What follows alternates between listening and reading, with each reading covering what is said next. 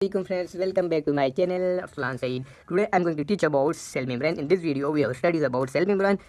Before we have studied about cell walls and the functions of cell walls and protections of cell walls and composition of cell wall. In this video we have studied about cell membranes and models of cell membrane, how cell membrane works and functions of cell membrane. तो friends आज की इस video में हम discuss करने जा रहे हैं सेल मेम्ब्रेन। जैसा कि हमने अपनी पिछली वीडियो में सेल वॉल्स के बारे में डिस्कस किया, तो अब हम अपना लेक्चर शुरू करते हैं सेल वॉल्स के बारे में। जैसा कि मैंने यहाँ पर लिखा हुआ है, cell walls are plasma membrane. Cell wall का जो दूसरा नाम है वो है plasma membrane. Is present in all cell and in the outer most layer of protoplasm.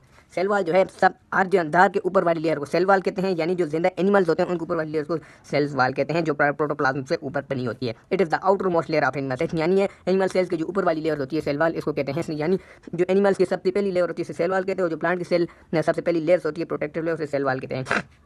In the cells of bacteria, plants, fungi, and some protists, cell membranes lies beneath the cell wall.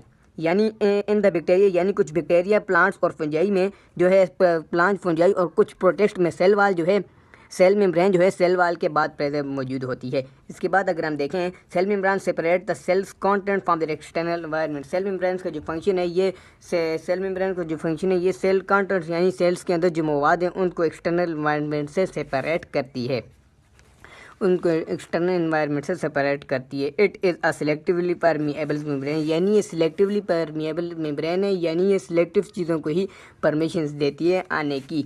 So it control exchange of materials between cell and environments के।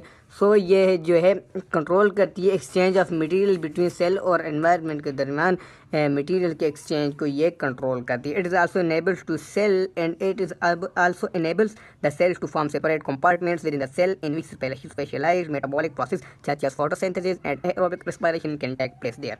ये इसका जो main function है cell wall का, इसी के across जो है बहुत से है जो है कंटेंट्स भी, बहुत से कॉन्सेप्ट जो है सेल मेम्ब्रेन और हमारी जो है सेल मेम्ब्रेन और जो हमारी जो है हमारी आउटर मोस्ट लेयर और एनवायरनमेंट के दरमियान बहुत से मटेरियल भी एक्सचेंज होते हैं। इसका जो मेन फंक्शन होता है ये फोटोसिंथेसिस, एरोबिक रेस्पिरेशन में भी हेल्प करती है।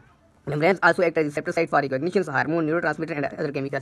सेल मेम्ब्रेन्स जो है ये एक्टिव साइट के तौर पर भी एक्ट करती है, जैसा कि यहाँ पर हमारे पास न्यूरोट्रांसमीटर भी हो सकते हैं। न्यूरोट्रांसमीटर के बारे में आपको अगली वीडियो में बताऊंगा। Different models have presented the understructure of cell walls. Singers and Nicolson propose by fluid mosaic model which is the most acceptable model. बहुत से मॉडल सेल मेम्ब्रेन्स के साइंसदानों ने डिस्कवर किए, उनमें से एक मॉडल जो है सिंगर और निकोल्सन मॉडल है, जिसे फ्लड मोज़ेक मॉडल्स भी कहा जाता है, क्योंकि ये बहुत एक्सेप्टेबल मॉडल है। अकॉर्डिंग टू दिस मॉडल, अब ये मॉडल कहता है क्या है, cell membrane consist of lipids bilayer in which proteins molecules works about a while some stay embedded in the bilayers. इस अकॉर्डिंग टू दिस मॉडल, इस model के दरमियान इस मॉडल जो सिंगर और निकोल्सन का मॉडल है, ये कहता है कि सेल मेम्ब्रेन्स के ऊपर जो है ऊपर और नीचे लिपिड्स की दो लेयर बनी होती है और उनके दरमियान हमारे पास प्रोटीन्स के मॉलिक्यूल्स मौजूद होते हैं जो फ्लोट कर रहे होते हैं। प्रोटीन्स के मॉलिक्यूल्स यहाँ पर मिड में भी जो है अटैच हुए होते हैं इसके सिंगर और निकोल्सन मॉडल्स के अकॉर्डिंग।